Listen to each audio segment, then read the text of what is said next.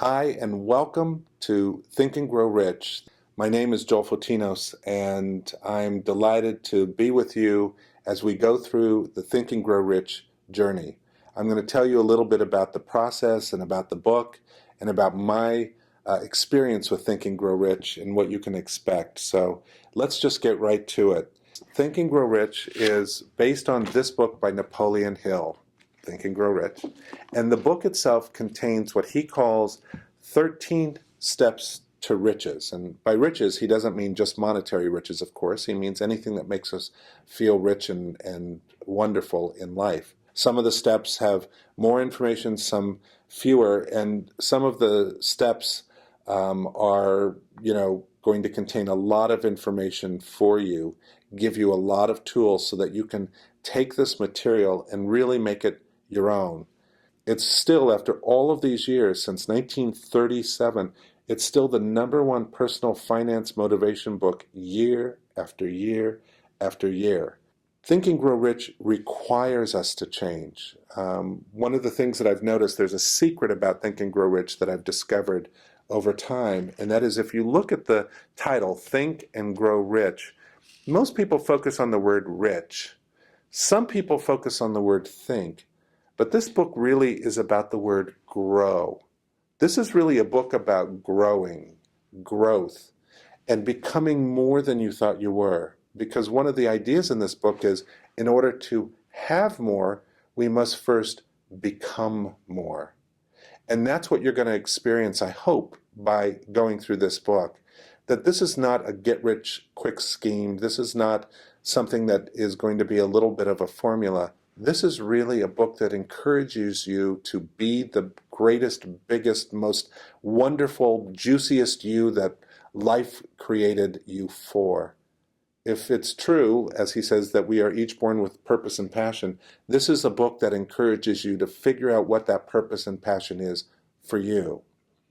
And that leads me to something else that I discovered. This is what I think is really the great secret about Think and Grow Rich. I've read through the book, I don't even know how many times, countless times over the years. But at one point in one of the readings of Think and Grow Rich, I had one of those aha moments, one of those revelatory moments when I realized something. I finished the book and I closed it, and something occurred to me. What occurred to me is that most of the stories that he tells in this book, and he tells many stories of people who become successful using this philosophy, most of the stories are not about people who make making money their #1 goal. It's about making their passion, whatever it is that they are excited about in life, their #1 goal. I found that fascinating, that the stories, the examples he uses, are people who want to have more in life. They have a dream, they have a passion, they have an idea, and they go forward. But the money part enhances, it informs, and it makes possible their passions, their dreams to come true. So when he has set a goal, you can set any goal that you want, including a financial goal, but when you infuse the financial goal with what you want to do with that money, how you're going to use it to fulfill your dreams, your purpose, then it becomes infused. It's not just money, then it becomes a way for you to live the life that you were meant to live. It's funny, over the years, I've taught it to all sorts of different kinds of groups, and I remember one time I was attending a church, and the minister, I think, saw that I was in the audience and knew that I was somebody that, in addition to all the things I do in my life, one of the things I do is teach Think and Grow Rich. And he began his church service by standing up, and he looked very spiritual. He was wearing robes and beads, and he looked very, very spiritual. He was barefoot. He stood up and he said, "Welcome to this particular church, and I just want you to know that this is a church that teaches love. We don't teach any of the meaningless stuff like that Think and Grow Rich crap. We teach love." I was dumbfounded. First of all, it didn't sound very loving, what he had just said. But more importantly, he knew I was in the audience, and I thought to myself, why does he have to draw a distinction between the two? Why do spiritual values have to be different than the values that are in Think and Grow Rich. It occurred to me that he probably hadn't even read the book and had made a judgment on it, thinking it was just a book that served our ego needs, that was only about just attaining more money.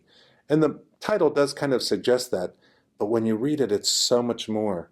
Later, I was talking to somebody in that church, and they said that the church was in some financial difficulties and that they hadn't been able to pay that minister for quite a few weeks, and he was having to move because he couldn't afford the place he was in, and on and on. And I thought how sad it was that here he was trying to make a distinction between what's spiritual and what's bad, the physical stuff, and yet he couldn't even pay his own rent. I think we can bring it all together.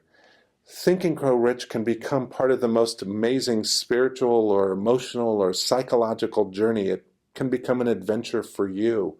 It has been for me. And I also think that it's really great to know that the principles that can bring us more money are the very same principles that can bring us whatever it is we desire. You don't have to set a monetary goal using Think and Grow Rich. You can set a goal for your business. You can set a creative goal, like I want to write a book in a certain amount of time, or paint, or learn how to play the piano, or whatever it is. You can even set spiritual goals, maybe spiritual qualities that you want to inhabit more of. You can set health goals. It doesn't matter. These principles can be used for everything. We can use them for money, and we will use that example throughout the workshop, but I want you to know as you go through this, you can use it in any way you want. People have used these principles in so many different ways that it's inspiring to know that you now have the tools available to you to use them in whatever ways you want to do it.